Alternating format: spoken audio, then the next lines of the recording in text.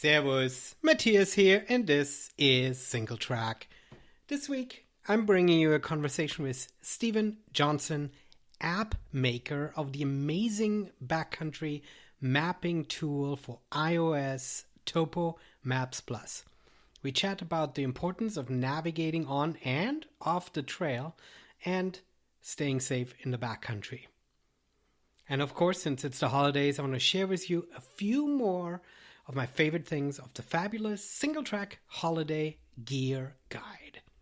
Let's talk tights.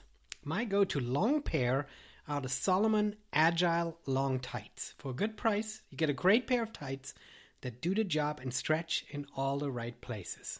Here in Washington, it never gets that cold, so these are just warm enough, and I love them. It's wintertime, I wear them all the time.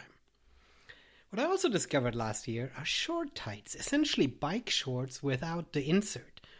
The La Sportiva Triumph tight has been my go-to pair of shorts for long runs, and I've loved the performance. They don't ride up, prevent chafing, and have a side pocket for your phone and a zippered back pocket for your keys. They're really well-designed tights, and they're great. And these are two of my favorites, the Salomon Agile Long Tights and the La Sportiva Triumph tights. Go and check them out at singletrack.fm/gear. Now, enough about tights. Let's talk about maps and apps and watches. Oh my. I was thinking about you when I listened to this podcast, Gruber's podcast a couple of weeks ago when he had David _Smith on it, I guess, who was in Scotland with his watch. And he, for the very first time in an Apple universe that I can remember, used the words Garmin and Suunto and Coros, which for us as trail runners are the predominant watches out there, right? Those are the tools that people are using, right? And I always sometimes pull my hair out when I hear the Apple nerds who spent their time writing about Apple and watching Star Wars, but never actually heading out into the backcountry wilderness outdoors beyond of what Disneyland offers. I know.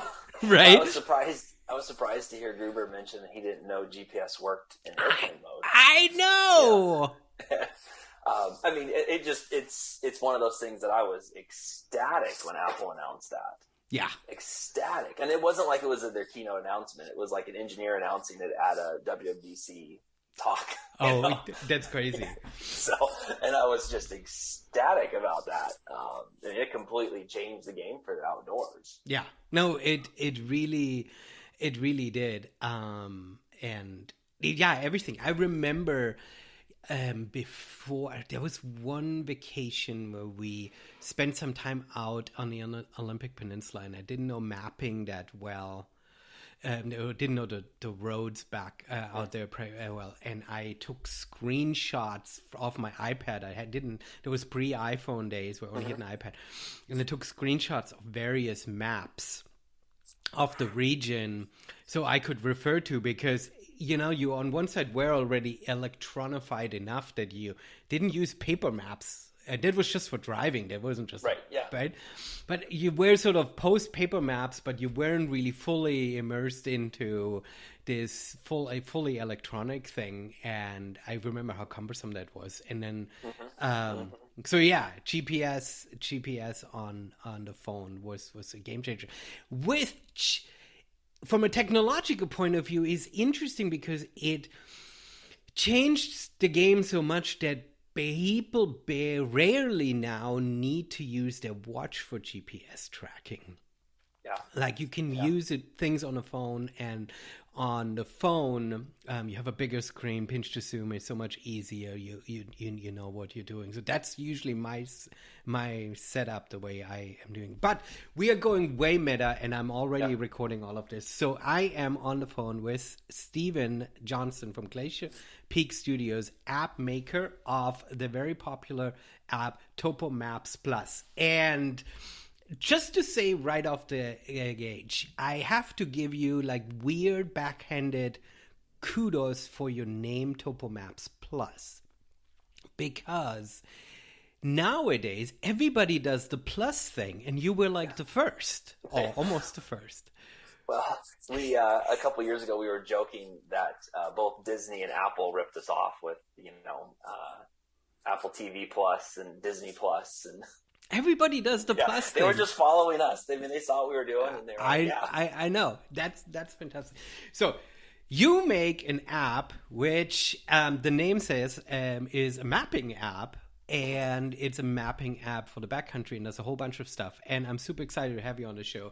I've been chatting with you on and offline social media in various capacities for many years. I'm super excited, partly because your app is really great and really useful, but also because you're an indie app developer in the App Store, and these stories have always fascinated me because I'm an Apple nerd, and it's kind of cool. So let's roll this whole thing super far back and say Steven Johnson, I don't know, 2008, 9 or something like that. I don't know. When did the iPhone launch? No, before that. I don't know when the iPhone launched. Anyway, so the App Store launches, and you know how to develop apps. Why and how did you get into deciding you wanted to make a mapping app? So 2007, I was working on apps for BlackBerry, for J2ME, Symbian, Palm Pilots. Not my own apps, just for another company. And we got invited to develop apps for the very first iPhone. Right when Steve Jobs announced it in 2007, we got one of the initial SDKs. So I was developing for the iPhone very, very early on. And I was at the WWDC in 2008 when Apple announced iPhone 3G. It was going to have GPS, and I was like, I've got to get maps on this. I've got to be able to use it backpacking. But the big problem was, at that time, I exclusively used the USGS, the United States Geological Survey maps when I was in the backcountry. And there was no providers at the time that would license those maps. So I had to try to figure out how I was going to get that map onto an iPhone. Mm-hmm. And from my initial research and looking into it, I was just like, I'm not sure how to do this. I don't really know anything about map, and it's GIS, Geographic Information Systems. I didn't know how to do any of that. And so at the time, I kind of put the idea on hold. I just was like, I'm not quite sure how to tackle this. Fast forward to 2 years, 2010, I'm like, I still want to do this. Other people were coming out with apps at this time. And so at that point, you had to send a hard drive into the USGS. You couldn't download these. So I sent a hard drive to the USGS, put it in the mail with, return envelope and everything. Amazing. And 2 months later, I got the hard drive back with 86,000 USGS quads on the hard drive. So let me quickly pause you right there. And that was really fascinating when the iPhone first came out, because all of a sudden the computer was portable, and it with internet connectivity, not just portable in terms of desperately trying to find a Starbucks and hoping the Wi-Fi works, but truly portable. And cell coverage was still spotty and slow. But it was fascinating because every announcement of the iPhone was always around maps. And Google had mapping, and Apple launched mapping sort of very stumbly. But the funny thing when you watched it was that every time they announced maps, it was always those beautiful flyovers and those beautiful detailed maps around San Francisco. And the second you sort of went off the beaten path, which means where everybody else lived, it got really dire and really bad really quickly. And especially when you tried to get out of the car, maps were completely useless. And that was really the great opportunity that mapping, for many ways, was really needed in the backcountry, way more so than on the roads, because on the roads you've got street signs. Yep. But for outdoor people in the backcountry, mapping is crucial. And it was no real offering. So it was a huge opportunity to build something there. And as you're speaking, and that's sort of the piece that you bring this up every time we talk, because it's such a big part of your daily work. And for me as an end user, I never think about the licensing piece, and that you obviously can't acquire this mapping data all yourself. You can't start your own drones, right? So you needed that component. So USGS gave you these maps for free, or is it? So USGS is tax. Well, we pay for it with our tax dollars. Okay. And then all their data is freely available to the public for commercial or private use. That's amazing. Okay. And so it's all funded by tax dollars. So at that time there were people who had seamless USGS maps, but they were charging for their licensing, and so because there's hosting costs involved and conversion costs and everything else. And so you bring up a point, about the maps. And so for me in the backcountry, like, it's really like the kind of hiking I do. I want to know where timberline is. I want to know about all the little creeks. Cause I don't always hike on trail. Or I am on trail, but in the back of my mind, there's always this, if I get lost, which I have been lost, I can tell you that story another time, but I have been very lost. I always have in the back of my mind, like, how am I going to get out of here, right? If I don't know where anything is, how am I going to get out of here? And for that, I need to know creeks and ridge lines, timberline. And so at the time, the 2008 timeframe, apps were coming out for the outdoors, and they were all based on OpenStreetMap, pretty much. Yeah. Which did not have those details. And so it was like, okay, it was a little bit better than Apple Maps and Google Maps in the backcountry, but not a lot. So then some apps came out with USGS maps, and that's what I started using. And so I was like, okay, it looks like some people have come out with these, so I'll start using those. But what happened was, I have some really specific ways that I plan my backpacking trips. And I couldn't find any apps to do it. So I was still using my Mac to plan my trips, and then I would get some, maps on my iPhone and take them out. And I really wanted to be able to do the planning on both my iPhone and my iPad. And that's really where kind of the whole thing started from, was really from the planning side more than actually using it in the backcountry is really kind of where I started. Yeah. There's really sort of three components to using a map effectively. A is you need to, well, there are probably dozens, but three come to mind right now. One is you need to plan beforehand. You can't just like pull up a map at the trailhead and hope that you can read it.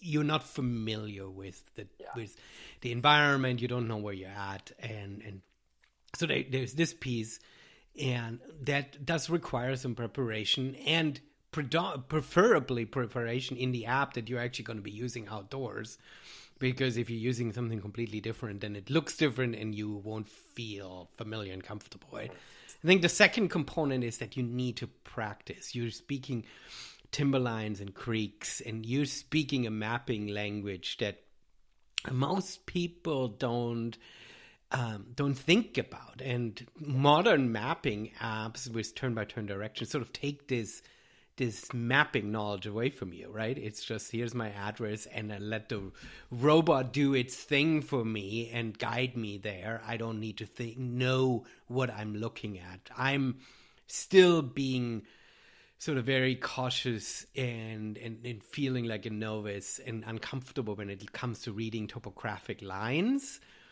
In really understanding the terrain. If I'm in a backcountry off trail and I'm trying to read which trail to take, for me, topographic lines are always trip me up, right? And then the third thing is that when you're actually out, that you know how to use it, you need to really practice, be able to practice, right? Yeah, you do, because one of the things I was afraid of when I started working on this was I didn't want to create a crutch that helped a lot of people and then got some people into trouble. Where you overly rely on it. So part of my personal planning and preparation is I practice something called Navigator's mindset. I'm not the only one that uses that term. And that is, I am always thinking, if I fell into a creek right here, even though there's no creek even where I'm standing, but hypothetically, if I lose my map, I lose my phone dies, how am I going to get back to the car? How am I going to get out? Mm-hmm. Right. So I have no map, nothing. I always bring a printed map with me, and you always should. You should know how to use a printed map. But I just, in my head, I'm always planning, okay, what am I expecting to see? So it might be that I'm expecting to cross a creek at about, say, 4,000 feet of elevation. And if I see that I'm at 4,200 feet of elevation, I haven't crossed a creek, I know something's wrong. Mm-hmm. I also will know that on my left, should be sloping up. If the slope going up is on my right, something's wrong. Mm-hmm. In my head, I have all these things going on, and they're not hard things to remember, because they're usually, I kind of break a map up into like big lines of like ridge lines, creeks, and things like that. And I kind of know I'm between this creek and this ridge. The creek should be to my left, the ridge should be to my right, or whatever it is, mm-hmm. even as I'm hiking through dense wood.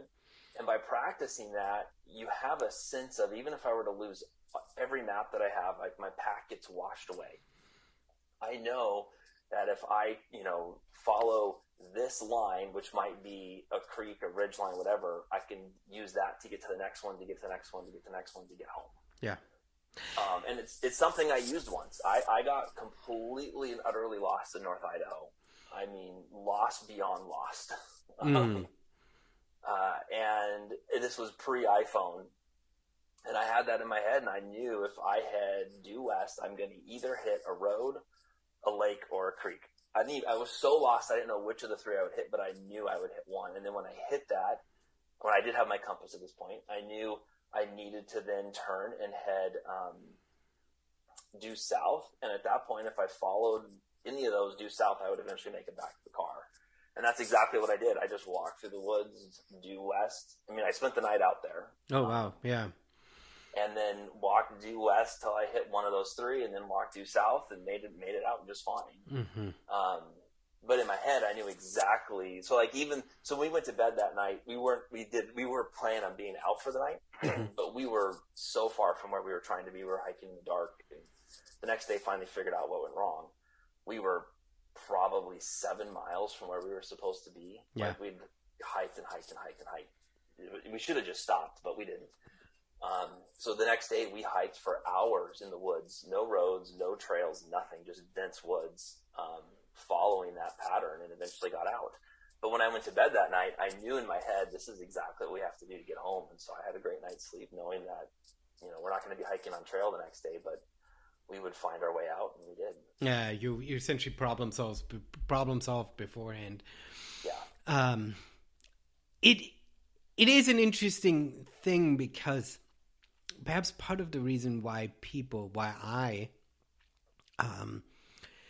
am cautious in really trying to accept maps as something that I fully trust is because the GPS, it bounces so much in the woods. And I think that's where the practice comes in too, right? Because I think even if it bounces back and forth by looking at it regularly, you kind of figure out the pattern and you realize, okay, I can work with this variance, right? Because we are not going to be talking about your 4,000 foot high creek that you're supposed to be crossing.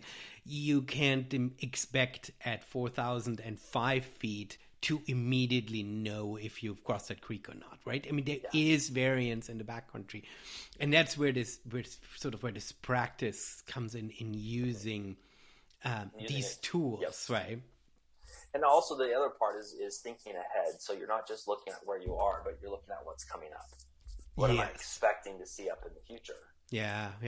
And then when that doesn't line up with reality, I mean, there's been a lot of times I've been like, this isn't what I was expecting. And I take a look at the map and I'm like, oh, that's because I didn't understand the map, and then you learn from that. So you're super steeped. I can tell from your story. I'm way off. No, you are a little bit in the weeds, and I like it. So we're using our map to navigate ourselves back.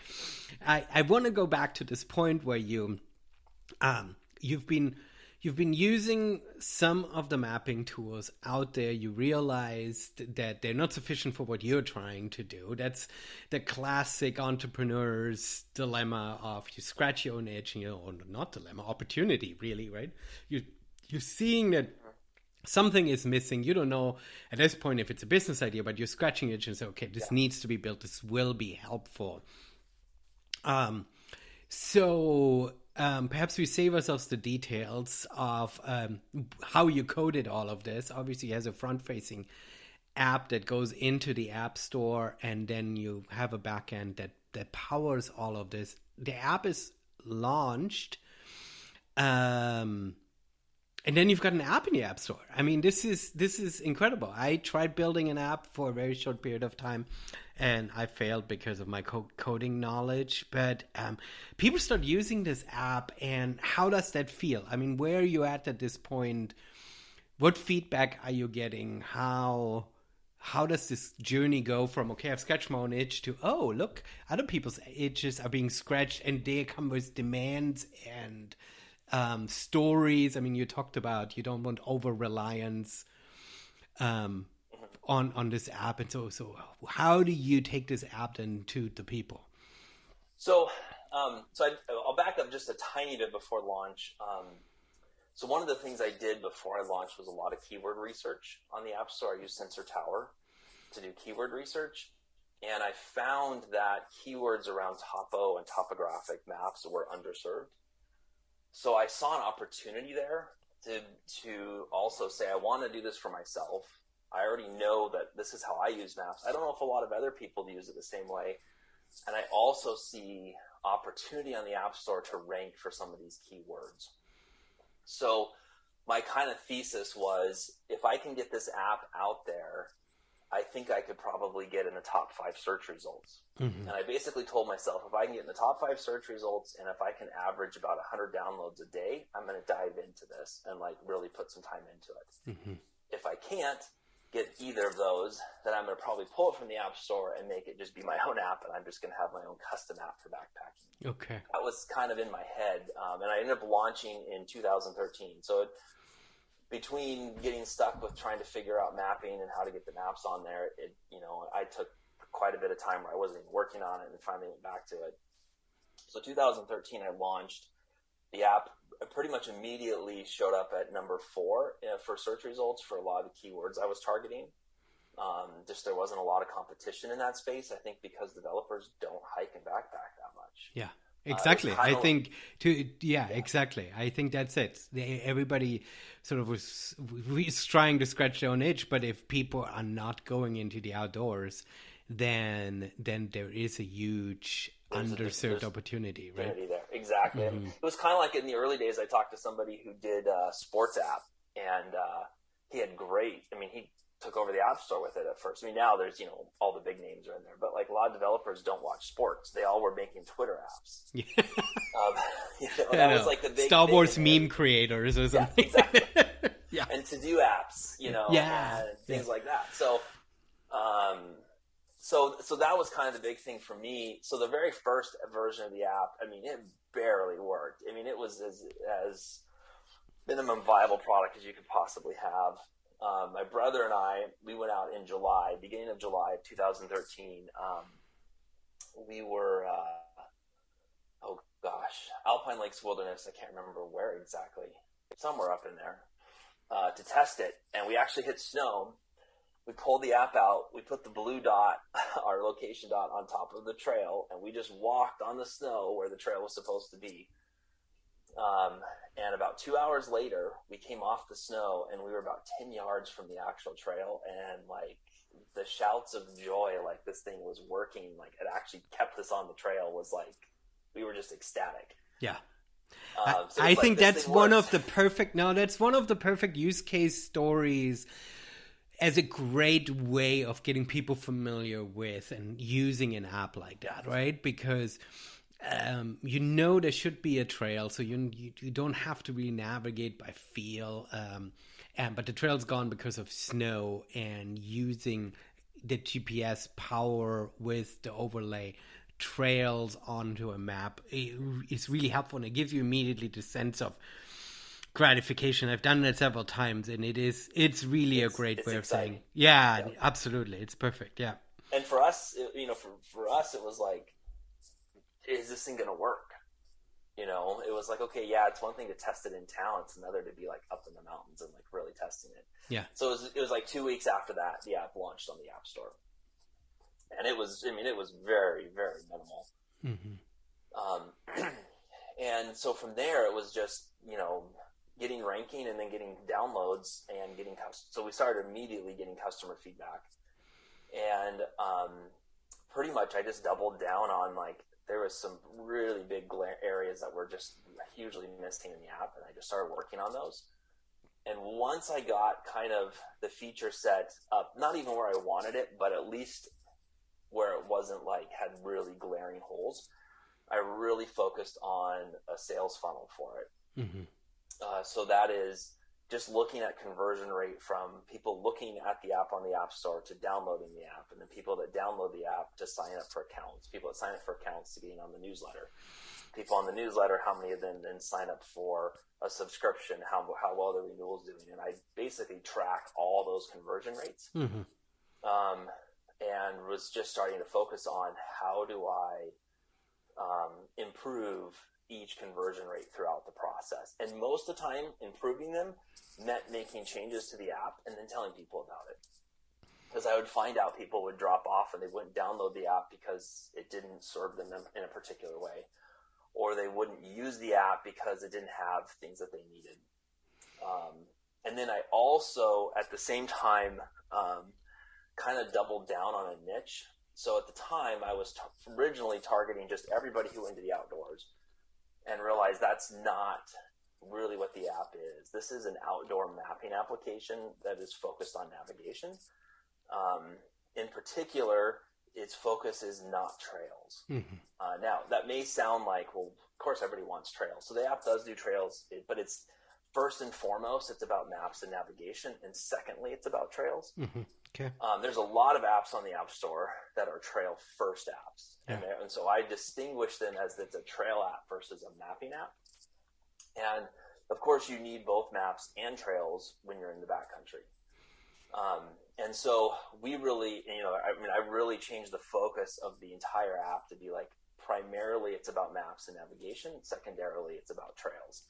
And then putting that into all the marketing content, using lingo in the marketing content that really would filter people out to be like, this is not a good fit for some people and good fit for others. Yeah. That's when the business started to grow, was when I kind of said, that's the niche we're going after. And at that point, the number of feature requests around navigation just started coming in like crazy, with navigation things I'd never even heard of. Like, I'm not a navigation expert at all. And so people would write me in with all these navigation things, and I would just start having to research them. Be like, hey, that's just really cool. I didn't know you could do that. And, starting to figure out all this stuff. And so that's really how the app got momentum, was through that focus and then just listening to customers. This is one of the biggest challenges as an app developer, probably as anybody who is in charge of a product. How do you find your niche and serve that niche well? Because if you everything for all people, then you eventually develop Microsoft Word or something like that. Yeah. Like Exactly. You create a product that becomes so overloaded that people find themselves exhausted by this, and then they abandon the app, then they don't want to use it, right? And this is the interesting challenge that you have, right? If you're for power users, I don't even call it power users, but users that expect a certain feature set, and how do you marry that with somebody who might just say, hey, I showed up at a national park today and I'm looking for a 3-mile loop trail. Where is my top 5 recommended trails by an audience that I can quickly follow or something, right? Yeah, and that would be a very different use case. Yeah, no, and that's exactly. a use case we've never gone after, in part because the competition on that use case is really high. Yes, no, that makes sense. That makes sense. And and the other part is, because we've added a lot of these like more technical navigation things and overlays and stuff, there are places in the app that have just gotten way too bloated. Like right now we're working on our map view, and our map view is just a mess because it's just a mess. There's overlays and configurations, and you can completely geek out and make this amazing map, but most people don't want that. They just want to go hiking, and they need a good hiking map. No, it's true. When I load your app and I look at these fine-tuned possibilities, I do get kind of exhausted. I agree. And so does everybody else. And it's one of those tricky things, right? It's almost, I don't know. Is that a second app? Is it a different tier that you have to offer? Like, here is your general, you lock in the one map that you want, because that's the thing. If you can choose, it's great to be able to choose between 300 different maps, but then you serve 300 different people because everybody has a different map preference. That makes sense. But the person who's familiar with that one map, he doesn't need these 300 others. And how do you make that distinction, right? Well, and that's what we're working on right now. I mean, like, it is literally our biggest feedback we got over the summer was, this is way too confusing. I can't figure out which map to pick. Yeah. And so we're working on that right now. Basically, we're taking the user's location. So using that, you can filter out tons of maps. And if you want to, if you're in Washington but you want to view maps for Germany, you can say, let me see the Germany maps. But if you're in Washington, by default, we're just going to show you stuff for Washington. And then we're also filtering it down to say, okay, you want to go hiking in Washington. Here's maps for hiking, and all the overlays are pre-configured for that. So you don't even have to sit there and go, I want this overlay and that overlay, and I want to turn this on and that off. Yeah. So we're kind of working through that right now. Still got some stuff to work on, but we get a lot of requests from search and rescue and firefighters, and they have very, very specific needs, and so we still have an advanced tab where they can go in and just really customize the way they want it. But for the bulk of the users, they just want to go hiking somewhere. They want to go hiking in the Cascades, and so here's some great maps for hiking in the Cascades, that are pre-configured for hiking. So that's kind of what we're working on. We're still not there yet. We've gone through, I think, 5 iterations of it. Haven't launched any of them because they're just not quite right. Yeah. But hopefully before next hiking season, we'll have it dialed in. Well, that is an interesting. I'm glad you brought up search and rescue and firefighters. That is an interesting customer base that you have that I'm super fascinated with, because obviously I only consider the app from a trail running perspective, or perhaps a perspective of a parent that takes a family out hiking or something. But because you didn't focus on, here are your top 5 hikes in this area as collected by user feedback, because you're so heavily focused on mapping and navigation, you found a big use case in a very professional setting, and you're serving those customers essentially out of the same app, which must be a little bit tricky because of their requirements of what they need from a professional feeds, firefighters and things like that, right? Yeah, and that has been a little bit of a challenge. And part of it is we've just, people ask for stuff. We don't just add a feature if they ask for it. We always ask why. Why are you asking for this? Because a lot of times people will say they want X, and we find out they really want to accomplish this task, and there's usually a better way to accomplish it. But we've added a lot of these features for search and rescue, for firefighters, for forestry, national, we have park rangers using it. We've added features for them specifically because that is in our target market. But then there's places in the app where we're like, wow, that's really made this complex. Now we need to dial it back and still offer the features, but make it a lot simpler, because now people are getting confused. And that's been hard. Have you thought of launching a second app just to serve these pro users, just to distinguish it from a funnel point of view? We have thought about it. The hard part there is trying to make sure we have good app store rankings. And so having everything in one app, it really helps our app store ranking. And so we're getting some really good rankings on some of the keywords we're targeting. And by splitting that traffic, you don't just split your rankings, you drop a lot, if you split the traffic up. Yeah, no, that's I would have thought the same challenge. Makes sense. Cool. So, you say you are a super small team still, which is incredible that you can operate an app that firefighters use and are used in professional setting that thousands of people use around the world. But you can do this out of your home office in Spokane, Washington, and you don't have an army of people coding for you. That's great. Yeah, there's 3 of us total. And then part of the reason we can do that is licensing. So we spend a lot of time licensing maps. So we contact map creators, negotiate contracts with them. And because of that, we don't have to focus on the creating these maps. Mm-hmm. But we can go out and license good maps from people that's all they do is create good maps. So how many? So there are the components of from an end user point of view. If I am now deciding what mapping app should I use, there is the user interface. Do I feel comfortable with that? Does that work for me? Does it have the features? Then there is, does it have the maps that I want, which you're speaking about from a licensing point of view? And then it's about performance. Does it perform fast enough, well enough? Because if somebody promised, because you're hosting these maps yourself, right? Well, a lot of the maps we license, we don't host. Oh, okay, okay. We've created our own U.S. Forest Service map that we host, and we have that's basically the only map that we host. Okay, good. So from a speed and performance, you're essentially on a level playing field to any of the other mapping apps that also just license these maps. Yeah, right? there's some of the maps that we license that we wish we could host.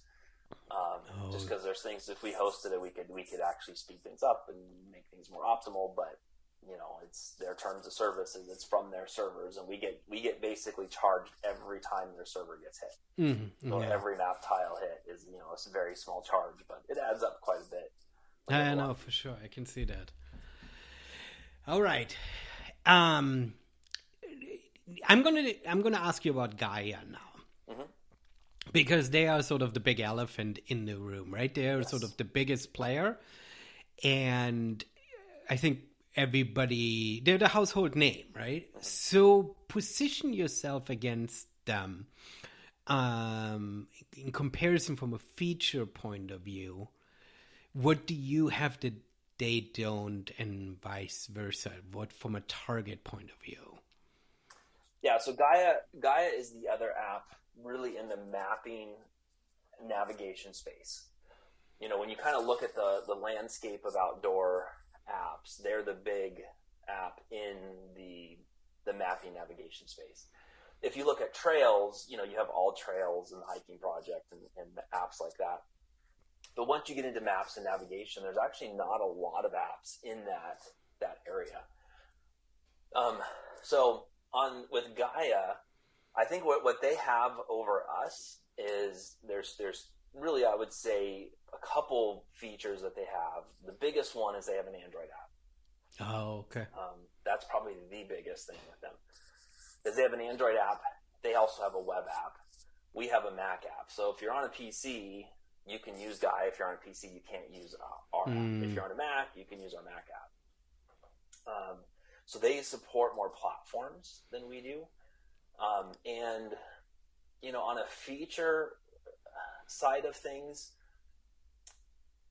we've gone back and forth as far as like Gaia will add a feature, we'll add a feature, they'll add a feature, we'll add a feature. Yeah. So I have not. I'm going to say some features, and it's very possible that they may have these by now because it kind of goes back and forth. Right. On the professional side, you can import GeoPDFs into our app. Pretty much that's a showstopper for anybody who's doing wildland fire. They all have to have that feature. Mm-hmm. Last I heard, Gaia doesn't have it. They may by now, but Yeah.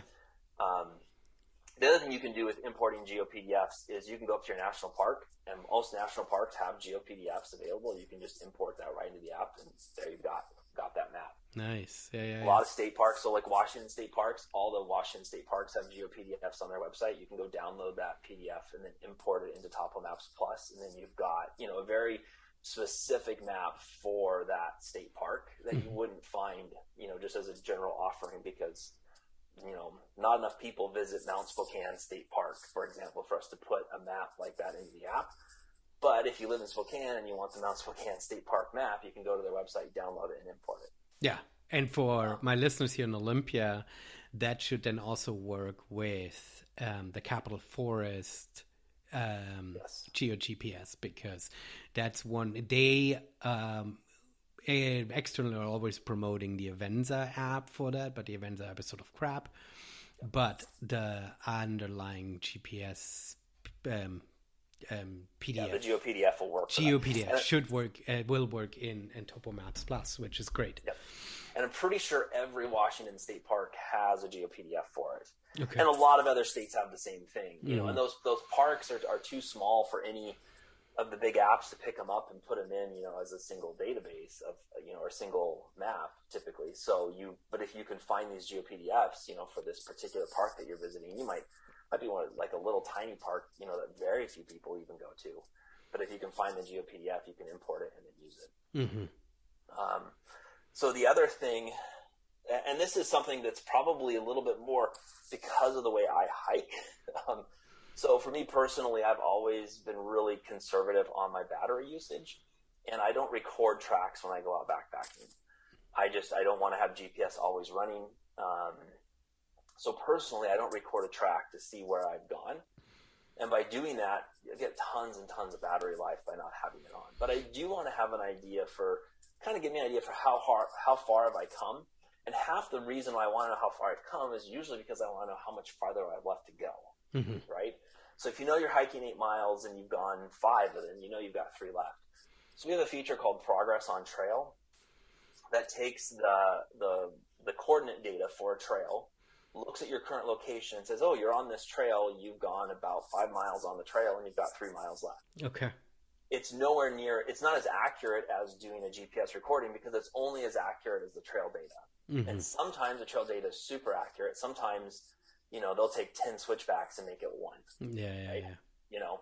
So it only gives you an approximate for your distance that you've traveled, but it's a way to get a pretty good idea of how far you've come, how much farther you have left to go without constantly having GPS on and having it drain your battery. Mm-hmm. Now, of course, that's not as much of an issue anymore now that you can bring battery packs along, if you want to have GPS recording. But I'm still usually pretty conservative with my battery usage, especially on my phone. Yeah. Just because I want to make sure that it lasts for the whole trip. Well, and are you suggesting that you don't take a watch with you, that you're just using your phone? So I usually use my phone. So I brought my Apple Watch with me for years. And I've had so many problems using my watch in the backcountry. Mm-hmm. Although this week, listening to David Smith on John Gruber's podcast kind of gave me a renewed, maybe I should get the Series 7. I didn't buy the Series 7 just because I don't know. I've not had great luck with the watch in the backcountry. Yeah. A friend of mine brings his Garmin watch with, and I keep thinking I need to go buy one of those. But then I'm like, well, I'm an Apple developer. I'm making apps for my Apple Watch and not even using my Apple Watch. I don't know. But here's kind of where I've run into problems and where I could see the Series 7 maybe fixing this. So the biggest problem I run into in the backcountry is the Apple Watch getting a GPS location. So I put my Apple Watch in airplane mode. I'll usually leave Bluetooth on, but then if it's communicating to my phone, that does drain battery as well. Yeah. So sometimes I'll turn Bluetooth off over there. Well, then I'll raise my wrist because I'm hiking and I just want to see where I'm at.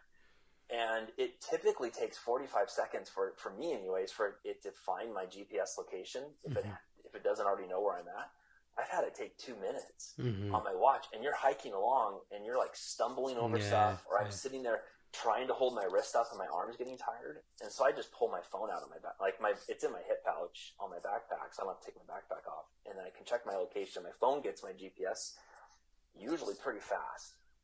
So that's where I've kind of run into problems with the Apple Watch. And then if I turn it on to record a track, the good thing there is it has an updated GPS location because it's tracking your GPS, so it always knows where you are. So you can get a quick GPS location. But my watch, I have a Series 4, it dies in 4 or 5 hours. Yeah. When I'm recording the track. I cannot imagine using an Apple Watch for a myriad of reasons, as I'm coming from the point that most trail runners now have a GPS adventure watch, if you will, and they are so powerful and they allow so many aspects to be taken off the phone that it really allows you to only use the phone when you really need it. And I think this interplay is interesting because with the watch, as you say, with the Apple Watch, you're saying there's always this connecting back and forth to the phone you don't know. And I think on the talk show episode they were talking about how they're putting it in. He's putting his watch in theater mode, I believe, or so, right? So he's is able to sort of like ramp it all the way down. That really there's very little but battery consumption unless he needs it. But with my Suunto watch, I can go for 40 hours. I can go for 100 hours of full GPS tracking. And this gives me that peace of mind then on the watch, so I can get the piece that you're talking about on my watch, which is how many miles have I been, which if I have planned properly, I know how many miles I should be going, so I can make these calculations there, right? Which then allows me to be a little bit more relaxed about my battery consumption on my phone. So my phone can be a little bit extra camera, used for camera and then used for mapping as well. So when I then do have these questions, okay, where's the next ridgeline that I need to cross, or how much longer until I actually hit the next creek or something, right? That's when I really get my phone out, because I have the bigger screen, pinch to zoom works, right? Because any of these features on watches, I think it's just too cumbersome. It's too small. It doesn't really... I know that there are a whole bunch of features that Coros launched, and you can put tracks on Suunto and Garmin where you can sort of breadcrumb your way around and stuff. So there are some good features, but the screen is just so small that for the mapping features, I totally would use the phone every time. You know, and I think the promise of like being able to raise your wrist and just have a quick glance at where you're at on a map is cool. You know, like the thought of that. Yeah. The reality is I never got it to the point where I could just raise my wrist and see where I was at. Mm-hmm. Like I would raise my wrist. I'd be walking down the trail. I mean, I'd probably walk a quarter mile sometimes with my wrist held up. And I'm like, this is not only is my arm getting tired, but like I'm not paying attention to where I'm walking. It's just not good. Yeah. You know, and so by this summer I didn't bring any watch with me when I went out. A friend of mine has a Garmin, and he records all our tracks when we're out on his Garmin, and I just keep thinking I need to get something like that, because the Apple Watch it's not working for me. Now, hearing what David Smith said about his Series 7 and getting 3 days of battery life while recording tracks got me interested again, because if you can record your track on the Apple Watch, then it knows your GPS location. You have instant GPS location, and now, you know, a lot of those problems go away because you can, and you still get good battery life. Yeah. And so I don't know. And there are rumors that Apple is working on some kind of rugged watch. Mm-hmm. And if that's the case, that's going to be very interesting on how that changes the landscape. Yeah. Because,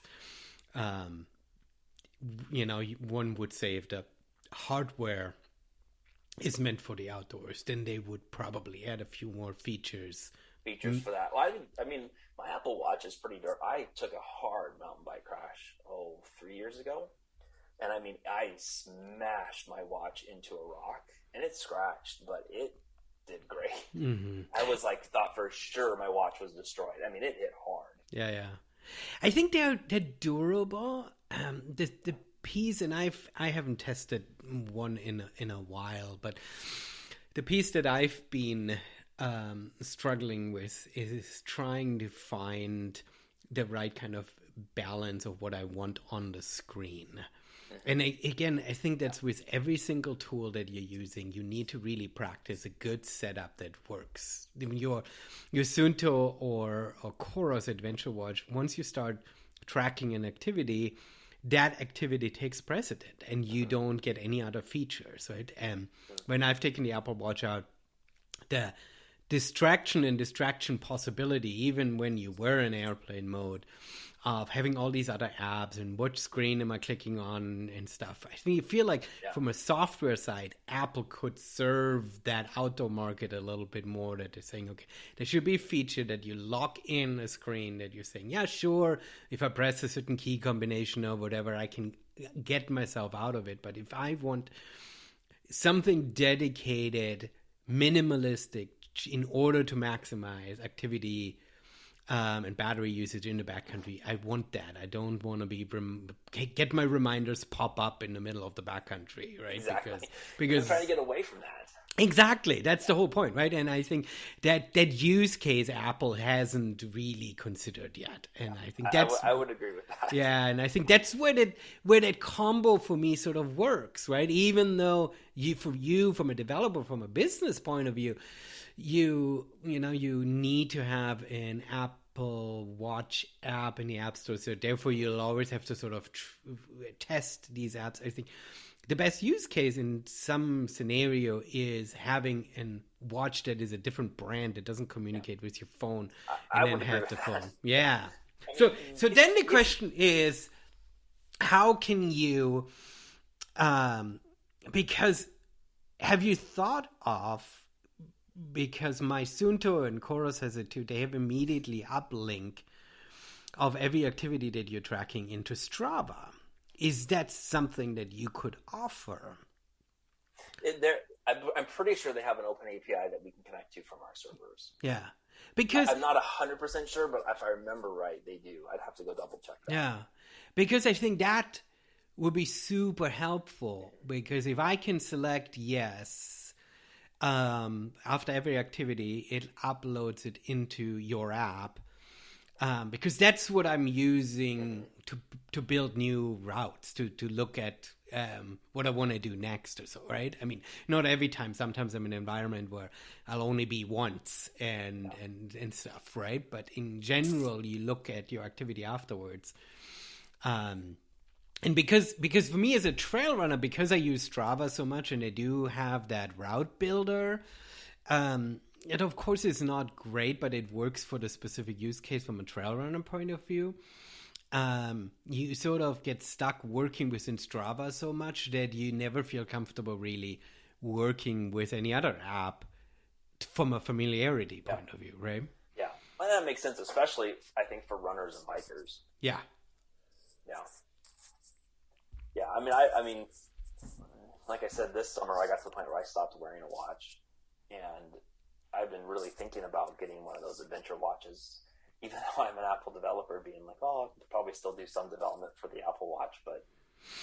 Yeah, I mean, maybe, it makes sense on one side. On the other side, I think you'll probably learn the use case of the watch and how well. I mean, you'll just get new demands then, right? Because then people like me who use adventure watches are going to say, well, wouldn't it be great if I could have feature A, B, and C? And then you probably have feature requests out your ears, right?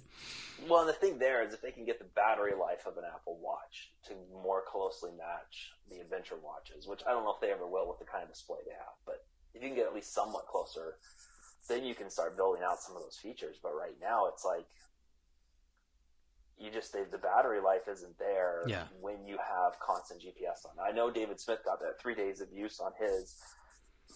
You know, if you really tweak the Apple Watch and get it set up just right, and you have the latest Series 7. So maybe that's kind of where things are going to go with it. I don't know. Yeah, I think it's trending in the right direction. Yeah. And it's definitely something that, from a market point of view, it will increasingly something that both the competition, other adventure watchmakers, and consumers thinking about what watch to get is something that they need to be aware of for sure. Yeah. Yep. Because for people who are thinking about using a watch regularly, wearing a watch regularly, then taking it outside is actually a good thing, because they are using a tool on a daily basis. So they're really comfortable with it. They know how to operate this tool, and it will keep him safer, right? That's a good thing. Like I have a GoPro I bought a few years ago, and thinking that I would take all this footage and stuff, but because it's not my iPhone, and with my iPhone I take photos all the time, I am never fully comfortable with my GoPro. Like I know how to use it, but not in my sleep, and so I feel like I don't want to use it, which is sort of defeats the whole purpose. It's the opposite of right. It's like if I would start using GoPro regularly, then I would probably really be able to optimize my shots and get good quality out of it. But because I don't use it, I don't ever get there. So I just use my phone. Yeah. So let's say think of my audience. Speak to them a little bit in like, what is, if they're thinking about that, they're saying, okay, well, you know, I've been using a watch or Strava or whatever, but I'm thinking about, I want to attempt mapping some stuff out and really getting into a mapping app. How do you, I don't know, do you have like a hit list of like, here is where you need to start? Don't buy the app 2 seconds before you hitting the trail.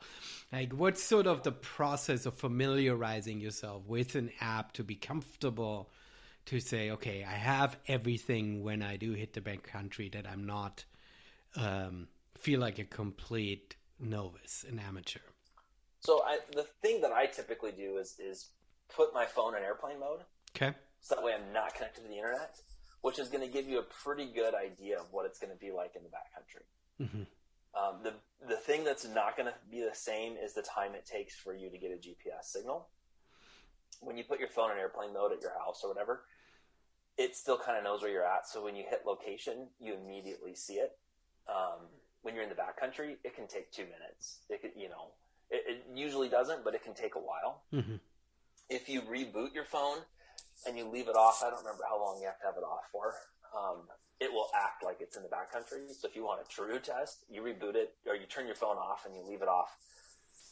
I can't remember off the top of my head how long. It's like 15 to 30 minutes. Oh, wow. Okay. And you turn it on and it's like, okay, it's been long enough that it's like, I don't know where I am. Maybe I traveled. Maybe I didn't, because the accelerometer's not working. So the phone doesn't know that it's still in the same location. Right. If you just reboot, it's like, yeah, I'm still in the same location. Yeah. And that gives you a much closer sense to what it's going to be like in the backcountry where your phone's like, I don't know where I am. I have no internet connection. I have no connectivity. And then you can try an app and see how it performs. So that's a good way to just try it out at home. But I don't do the wait 30 minutes. I just put my phone in airplane mode and see how everything works. So the main things there is, for me, I always look at what maps do they offer, and do those maps have the features on them that I care about. Mm-hmm. So for myself, I'm not a trail runner. I hike, backpack, and mountain bike. But when I do a lot of my hiking and backpacking, even if I'm on a trail, I will often be like, is there ridges I can go see? Are there little scrambles I can go do? I'm not like a climber where I have to have rope and stuff, but are there little places where I might be interested? And a lot of those, I just look at the map to see what I can find, as opposed to like reading different guidebooks and stuff. So I'm looking for very specific things on a map that I can use for that. Like, where are the scree fields? Is that a scree field that looks like I could probably get through it? How steep is it? Those kinds of things. And that's something that you look for at home before you head out. Okay. Before I head out. So, so for myself, I will then put a waypoint there that's like, hey, go look up at this spot when you get out there. But I'm also, when I'm planning where I want to go, I will also often plan based upon those things. Like, this has a lot of places that just look like they're going to be fun to go look at. And so that's where the type of map you use makes a lot of difference. If you're just following a trail the whole time and you want to follow this particular trail, you're not going to deviate from the trail at all. Some of those features don't matter as much. The place I would say for your audience, and this is where I've thought about this, actually running into trail runners deep in the backcountry. So, when you get deep in the backcountry, you kind of get away from a lot of your day hikers. You tend to see more trail runners, backpackers, and you'll also see people that are doing long day hikes. And one of the things you have to think about is, what am I going to do if something goes wrong? So I don't know how often this happens, but with the trail running, you've got a lot more potential for breaking a leg, for spraining, all those kinds of things. We Yeah. were actually in the Glacier Peak Wilderness a couple of years ago, and we came across somebody who was running and broke their femur. And it was not like off of anything major. They just hit some rock wrong and broke their femur. And I mean, the rangers were there, and they were going to come out, I think, on horseback. I mean, you know, it was going to be hours before they got treated. Yeah. But so a lot of times when I'm planning my trips, I'm thinking, okay, if something goes wrong and I'm not going to get back to the car, where am I going to go out at? Mm-hmm. What are other ways out of here? Because, you know, say, for example, you're doing the Buck Creek Pass Spider Gap loop. You know, I was running into trail runners up there. That's a 44-mile loop. And if you are 15 miles, you know, from where you parked your car, are there other options? Actually, on that loop, there's not, but are there other options? You know, just thinking on the top of my head, I'm like, there's actually not great options out there. You're pretty deep. You know, but thinking about what other options do you have? I mean, if you're getting over close to Image Lake, which that's not quite on the loop, you could get out over that way. But, you know, it's thinking about what are my options if something goes wrong? If, you know, the person I'm hiking with has a problem and I need to go for help. So I look at maps for those kinds of things, and that's where trail apps, in my opinion, trail apps kind of fall short because they're so focused on the trail. Mm-hmm. And that's great when you stay on the trail, and that's great when nothing goes wrong. But, you know, the more time you spend in the backcountry, at some point something's going to happen where it may not be like a life and death emergency situation, which we do get people that write in, you know, they're like, your app saved my life and here's how. Mm-hmm. But most of the time, it's not going to be like that. It's just going to be that peace of mind knowing, like, if something goes wrong, here's how I'm going to deal with it. Here's where we're going to go. And that's really kind of that planning, that foreknowledge. We have a lot of travel guides, you know, that guide people in the backcountry. Mm-hmm. That use our app for that reason in particular.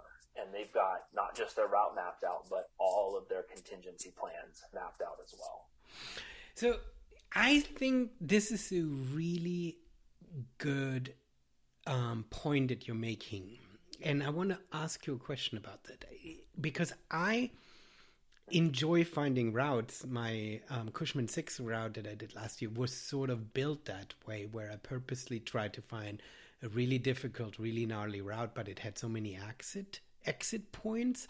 But the exit points were all on trails. Like you had connecting pieces that were short and wild and steep and difficult, and hardly anybody goes on them. But they connected to very popular trails and easy exit points. Do you suggest, so here's my question, like if I know my map, but how do you compare saying 10 miles on a trail where I'm potentially running into somebody, and I'm on a trail so I can move faster even if I'm injured, I'm in a safer environment, versus 10 miles bushwhacking through, right? I mean, what's the mileage comparison? Because I probably would rather stay on a trail than, as the crow flies, okay, this seems to be a faster access point. This might be only a mile, but it's super wild bushwhacking through the woods. I don't know if I'd be faster getting out. I would always prefer the knowns. Right. So yeah. You have, right. So if you're in a situation where you're like, I don't know, like something bad happens, mm-hmm. I prefer to go with whatever I know. Yeah. So if I can see a trail, I know once I'm on a trail that the trail's navigable, like I can get through it, I can hike it. Actually, this happened to us 2 years ago.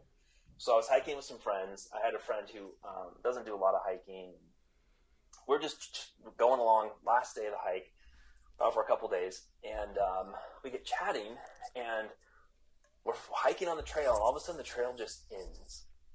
We haven't been paying attention at all. None of us. There's 4 of us in the group. None of us have been paying attention to where we're going. We're just talking, right? Yeah. On our way out, we're heading home, and all of a sudden the trail ends, and we're like, how is it that the trail just ended? So we pull out the app, and we're like, we are way off where we're supposed to be. None of us saw a turn. None of us were paying attention to even be like, hey, we weren't practicing Navigator's mindset or any of that stuff.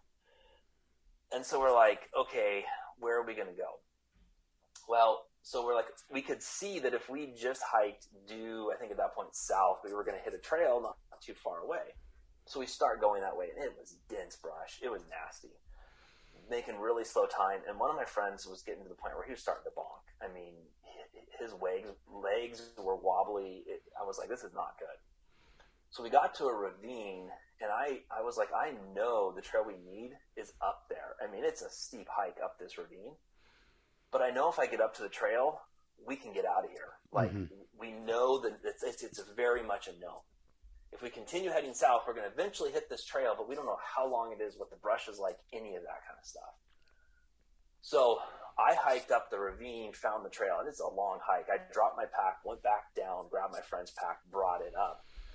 And that was absolutely the right decision to make in that moment. Even though it was a longer distance, we knew what we needed to do to get my friend out. We knew that, I was with another guy who was in great shape. We were like, look, we can both drop packs. If we need to go send somebody back to the car to get whatever it is we need to do, like to get him out, we can do it. But we were on the trail, and we knew kind of what we were up against. Whereas if we would have just continued going the quote shorter route, I don't know. Like we probably would have been okay, but I don't know. And so I always prefer to go with the knowns. Yeah, I think that's. I would say the same thing too, even if it's longer. But if you're in a known environment, I think it's also mentally less taxing, right? Because you could constantly have to ask yourself. Yeah. That's part of the reason why if I'm going by myself, I like to go on trails that I've been on before. Same with me. I'm not a big fan of solo adventure in an environment where I've never been before. Yep. And I do off-trail hiking with other people. And I always tell them, like, okay, this is only going to be 3 miles or 2 miles or whatever. But if you have never done this, it's unlike anything you've ever done before. Physically, it'll almost always be harder because it's not smoothed out. Your ankles are going everywhere. Mentally, it's exhausting mentally. Mm-hmm. And so, if I'm doing 3 miles of off trail, depends on where it is, but I will, it's often the equivalent to me of 8, 9, 10 miles on trail, depending on the trail. Yeah. I mean, there've been times when I've been on a trail and I've come across a tree that had, right after the winter, big tree had fallen over the trail, and not just the trunk, but actually the crowns or like the branches. So you had to like really make a huge circle around it off trail, and just trying to find the trail afterwards on the other end. It was just a couple trees on the trail, and that's the mental taxation, right? Where you constantly have to stay alert, where you constantly have to figure out where you are, where you need to be, and how to navigate. How you're going to get stuff. Well, like so there's a off trail route from Circle to Spade Lake, or Venus and Spade Lake up in the Alpine Lakes Wilderness. It's a phenomenal loop.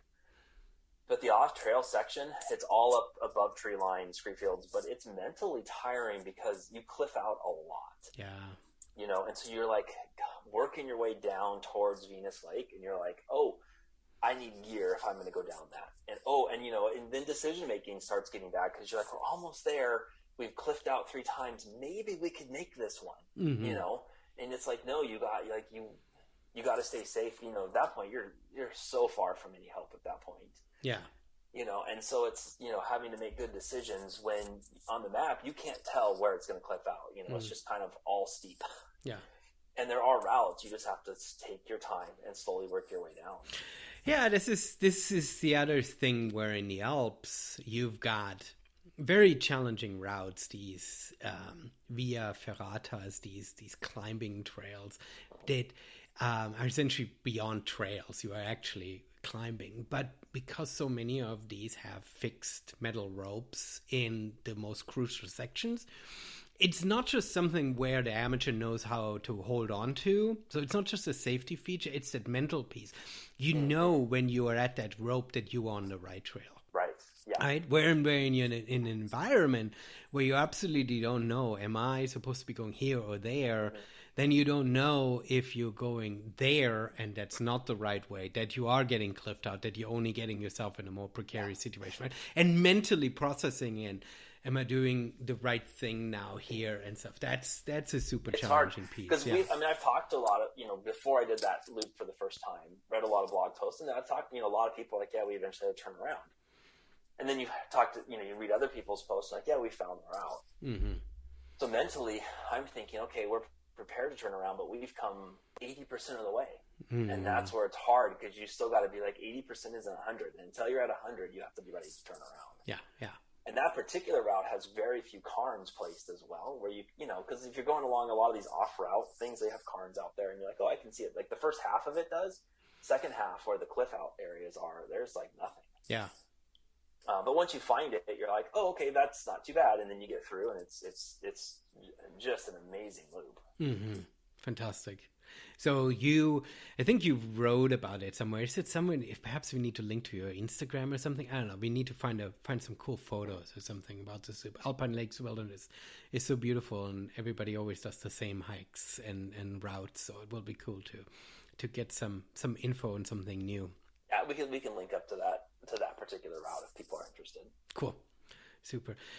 Steven, tell people how to best find Topo Maps Plus, because I think by now they're completely sold and they definitely want to download the app.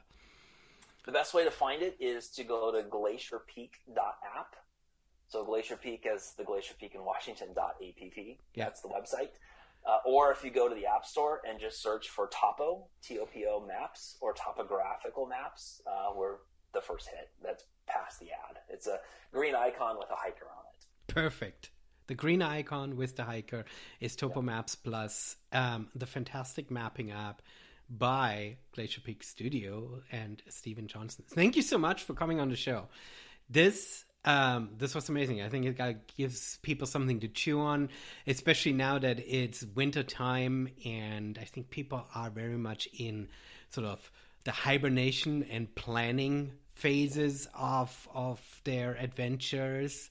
It's sort of a nice time to sit back and start dreaming. I've been now saying multiple times in multiple episodes of this show that I haven't had a big project to chew on, to work on, to dream about. So I need a new project in my life. So I need to spin up Topo Maps and start looking at possible routes. And I mean, and this is, that's also something I've said hundreds of times before, that this is sort of an interesting and fascinating time in the outdoors, because all of the mountains have been climbed, all of the big objectives and small objectives have all been done. If you want something unique, you don't necessarily have to pick up base jumping or any other crazy sport. You can find routes by just connecting different things that have never been done before. And the tools, both the mapping tools and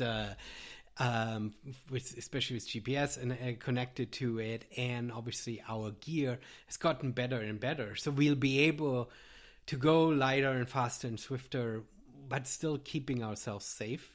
And so I think that there are some amazingly cool new routes that people can come up if they spend time outdoors and learn their maps and learn their environment. So I'm excited. Well, there's also a lot of, like, in the Cascades, there's lots of cool routes that you can find that, you're not going to be the first one to do it, but there's not a lot of people that do that. Yeah.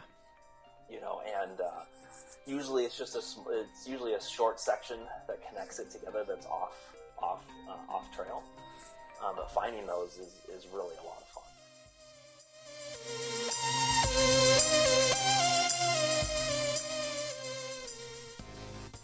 All right. Thanks for listening. Links are, of course, in the show notes on the website at singletrack.fm. And as always, thank you for all the support.